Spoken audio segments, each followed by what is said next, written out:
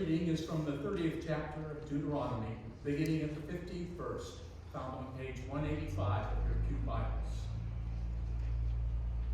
Moses said to the people, "See, I have set before you life and prosperity, death and adversity. If you obey the commandments of the Lord your God that I am commanding you today, by loving the Lord your God, walking in his ways, observing his commandments, decrees, and ordinances, then you shall live, become numerous, and the Lord your God will bless you in the land that you are entering to possess.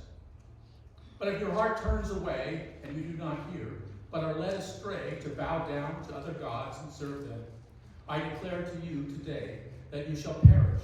You shall not live long in the land that you are crossing the Jordan to enter and possess. I call heaven and earth to witness against you today that I have set before you life and death, blessings and curses. Choose life so that you and your descendants may live, loving the Lord your God, obeying him and holding fast to him. For that means life to you and length of days, so that you may live in the land that the Lord swore to give to your ancestors, to Abraham, to Isaac, and to Jacob. Word of God, word of life. Thanks be to God. Please remain seated for Psalm number 119. Happy are they whose way is blameless, who follow the teaching of the Lord. Happy are they who observe your decrees and seek you with all their hearts. Who never do any wrong, but always walk in your ways. You lay down your commandments, that we shall fully keep them. Oh, that my ways were made so direct that I might keep your statutes. That I shall not be put to shame when I guard all your commandments. I will thank you with a true heart when I have learned your righteous judgments. I will keep your statutes. Do not utterly forsake me.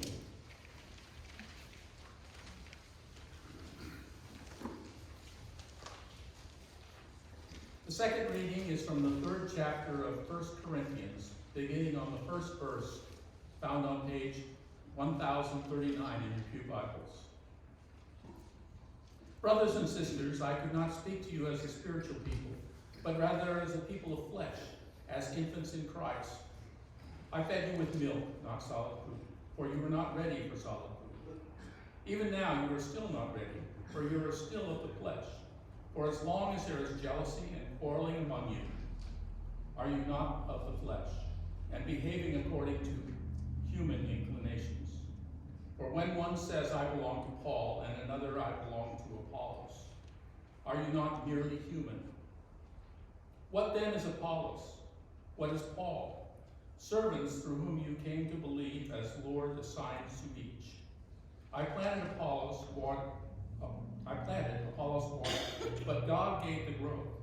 So neither the one who plants nor the one who waters is anything, but only God who gives the growth. The one who plants and the one who waters have a common purpose, and each will receive wages according to their labor of each.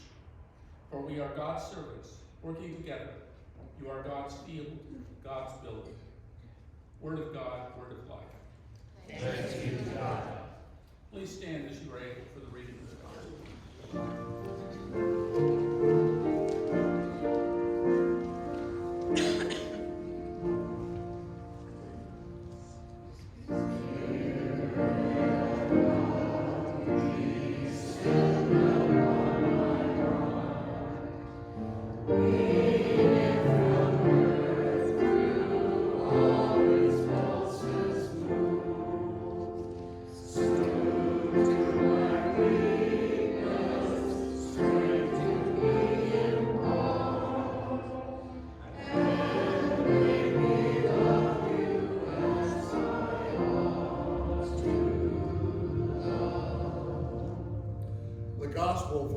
The sixth Sunday of Epiphany is found in the Gospel according to St. Matthew, the 5th chapter. Jesus said to his disciples, "You have heard that it was said to those of ancient times, you shall not murder, and whoever murders shall be liable to the judgment. But I say to you that if you are angry with a brother or sister, you will be liable to the judgment. And if you insult a brother or sister, you will be liable to the council. And if you say, you fool, you will be liable to the hell of fire. So when you are offering your gift at the altar, if you remember that your brother or sister has something against you, leave your gift there before the altar and go, first to be reconciled to your brother or sister, and then come and offer your gift. Come to terms quickly with your accuser while you are on the way to court with him, or your accuser may hand you over to the judge, and the judge to the guard, and you will be thrown into prison. Truly I tell you, you will never get out until you have paid the last penny. You have heard that it was said, you shall not commit adultery. But I say to you, that everyone who looks at a woman with lust has already committed adultery with her in his heart. If your right eye causes you to sin, tear it out and throw it away. It is better for you to lose one of your members than for your whole body to be thrown into hell. And if your right hand causes you to sin, cut it off and throw it away. It is better for you to lose one of your members than for your whole body to go into hell. It was also said, whoever divorces his wife, let him give her a certificate of divorce. But I say to you, that anyone who divorces his wife, except on the grounds of unchastity, causes her to commit adultery, and whoever marries a divorced woman commits adultery. Again, you have heard that it was said to those of ancient times, you shall not swear falsely, but carry out the vows you have made to the Lord. But I say to you, do not swear at all, either by heaven, for it is the throne of God, or by the earth, for it is God's footstool, or by Jerusalem, for it is the city of the great King. And do not swear by your head, for you cannot make one hair white or black. Let your word be yes, yes or no, no. Anything more than this comes from the evil one. The gospel of the Lord. Praise to you, Lord Christ. You may be seated.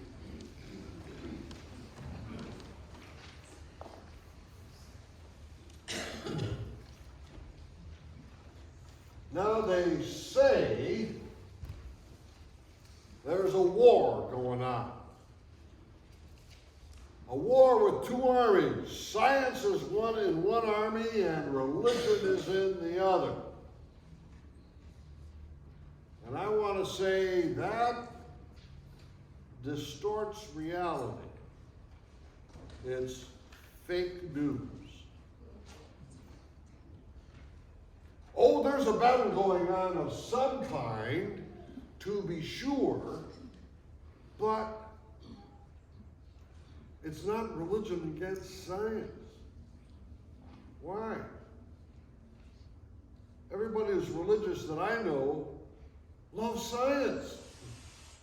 Can you think of anybody, liberal or conservative, Protestant or Catholic, Hindu or Buddhist, who says, I don't like science? I don't know of anybody. We all love science. Even creationists who don't like Darwin's theory of evolution still like mathematics, physics, chemistry, medical science, right? And nobody who says, I'm against science. So if there's a battle going on, it must be of a different sort. Christians in general like science. When we think about the birth of modern science, and you think about the great founders,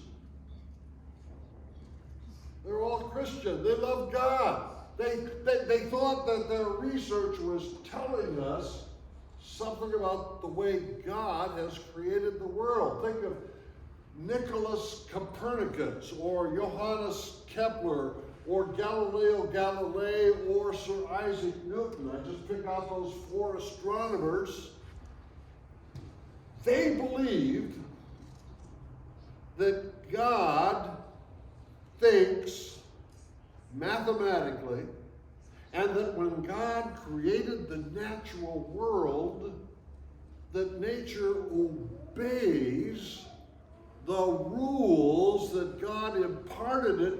So when you and I are studying the natural world through our telescopes and microscopes, we are seeing the very footprints of God's mind. That's where our modern science came from. On one occasion, I was having dinner with a Hindu cosmologist. That's an astronomer who studies the universe in the past and in the future. And as we were talking, he kept using the word God a lot. And God was the subject of verbs. God does this, God does that. And I'm a little puzzled because if you know something about Hinduism,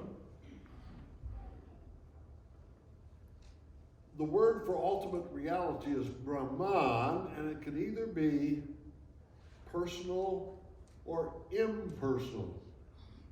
Personal is Saguna Brahman, and impersonal is Nirguna Brahman. So I'm wondering what he thinks. So I interrupted him and I said, tell me, do you believe that God is personal or impersonal?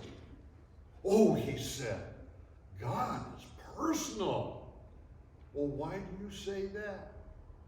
Oh, his eyes got bright and said, because when I look through my telescopes at galaxies 11 billion light years in the past, let me just pause for a footnote here.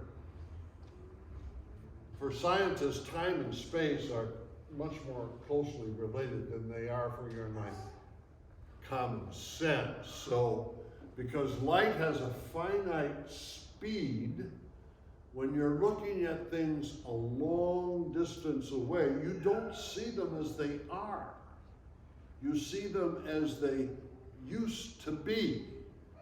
So when you look at the sun, you never see the sun the way it is. You only see the sun the way it was 8 minutes ago.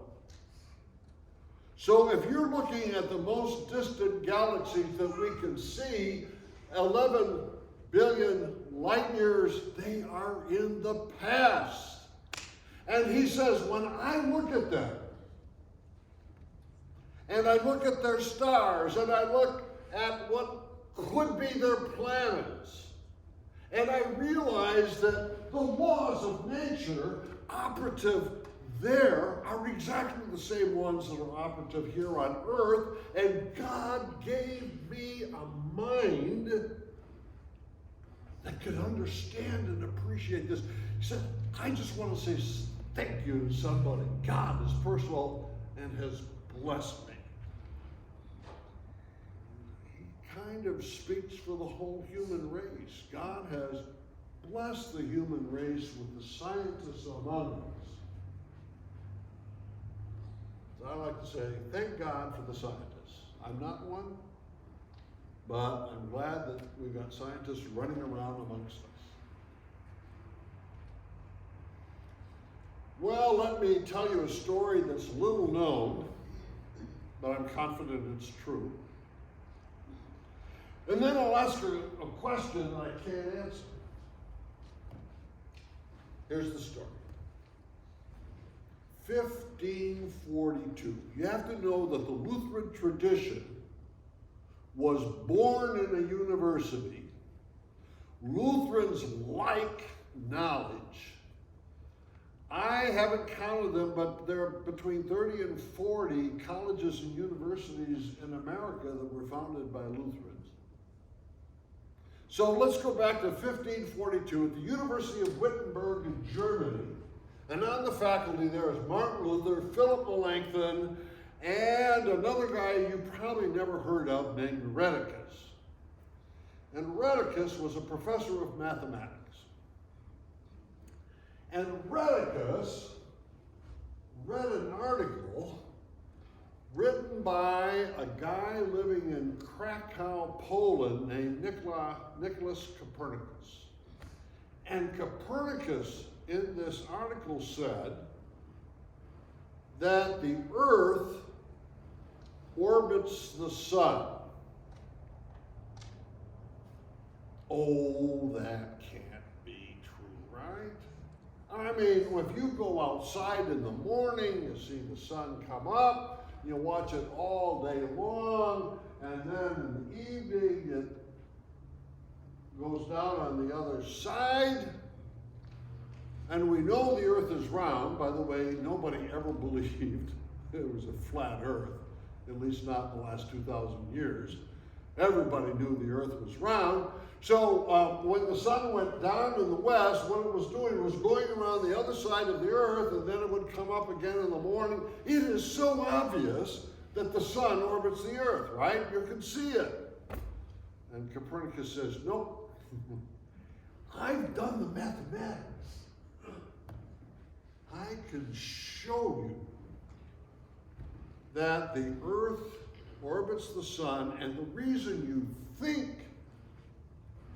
the sun orbits the earth is that the earth is moving around its axis, and it only appears that the sun is orbiting the earth when it's actually the other way around. And Rheticus says, this is interesting. So he gets a sabbatical and he goes to Poland and he finds Copernicus. He says, I would like to be your student. Now, Copernicus isn't a professor. In fact, he's a sexton. He cleans the pews on Saturday night, so you have clean pews when you go to church on Sunday. Not exactly a high-class job. Now, if you go to Krakow, Poland today, you'll see a big bronze statue of Copernicus, but in his own lifetime, people thought, he's a little on the fringe. Oh, yes, said Copernicus, I'll take you as my student. And they spend a number of months together, and Rheticus learns everything about the heliocentric theory of the solar system. And then Rheticus says, I have to go back to Wittenberg now. And Copernicus says, I hear that you guys in Wittenberg have a printing press. He says, I've just written this book, all by hand, of course, called The Revolution of the Celestial Bodies. Revolutionibus, I can't pronounce it very well in Latin. He said, could you take it to the University of Wittenberg and get it published for me? Sure, said Rheticus. So Rheticus takes Copernicus's manuscript, 1542, back to Wittenberg. Now here's what I bet happened. I bet you that Rheticus ran around to all of his friends and said, hey, look what I got. I've got Copernicus's manuscript. And I'll bet you that when they went to the beer hall, instead of talking about Democrats and Republicans, they were talking about Copernicus. I have absolutely no evidence for this, but that's what I think happened. So, Rheticus then hears that in Nuremberg, another city, they got a new printing press that's a lot better than the one in Wittenberg. So Rheticus takes the manuscript to Nuremberg and he starts to edit it for publication, and then he gets a job offer. Would you please come to the University of Leipzig to teach mathematics, and we'll give you a little increase in salary. So Rheticus says bye, and he goes to Leipzig and leaves Copernicus's manuscript on the desk of a Lutheran pastor there, whose name was Osiander. So Pastor Osiander finishes getting the book all ready for the publication, and he's thinking, this violates common sense, what Copernicus is doing, and he's a Catholic, and the Lutherans are publishing it, and I want people to take the book seriously and not just sort of be prejudiced against it. So Osiander writes a little preface to the book that's anonymous. It says, you might be shocked, to the reader, you might be shocked about what's in this book, but it's only a hypothesis based upon the mathematics. So read it with an open mind. So that's basically what he said. Well, 1,200 copies were published, and it was immediately a bestseller, went all over Europe. Everybody was reading Copernicus, and Copernicus gets a copy just before he dies, and he read Osiander's preface. You think he liked it? No, he didn't like it, because Copernicus was really confident that he was right. What do you mean, hypothesis? Tough. Well, what's important to think now is that from 1543, for the next 140 years, nobody knew for sure whether Copernicus was right. It didn't matter whether you were scientific, religious, both. It wasn't until Isaac Newton in 1687 published a book called Principia Mathematica, in which he proved that Copernicus was right. And then the debate was over. So if you and I were living in that 140-year period, we would know who's right. So if you go back to that time and you get people caught in an argument, don't think it's science against religion. It's just the same kind of argument that you and I would have today on any similar issue. Well, some of us here are old enough that our friends start dying off. And our circle of friends gets smaller, and we wonder who's going to be next. Well, one of my friends died this week. His name was George Coyne. And George was a Jesuit. Anybody ever heard of the Jesuits? Among the various things that Jesuits did was, in service of the Inquisition, was to eliminate Lutherans. And if you want to know why there are no Lutherans in Spain, the answer is the Jesuits killed them all off. But, bygones are bygones. We forget all about it, right? We won't remember. That's a joke. At any rate, a lot of my good friends and colleagues these days are Jesuits. George Coyne was a Jesuit and the director of the Vatican Observatory. Now, if you think that the Vatican somehow is opposed to science, why do they have an observatory? And George Coyne is a scientist who studies star formation. And he, along with then Pope St. John Paul II in 1987, decided, let's bring together some scientists and some theologians and celebrate the 300th anniversary of what? The publication of Isaac Newton's Principia Mathematica, which decisively proved that Copernicus was right. And we'll talk about faith and science. Though I was one of the scholars invited for that. And we held our meetings in a place called Castel Gandolfo, which is the Pope's palace. And it's about 30 miles outside of Rome. And so the Pope would travel back and forth, commute, via helicopter.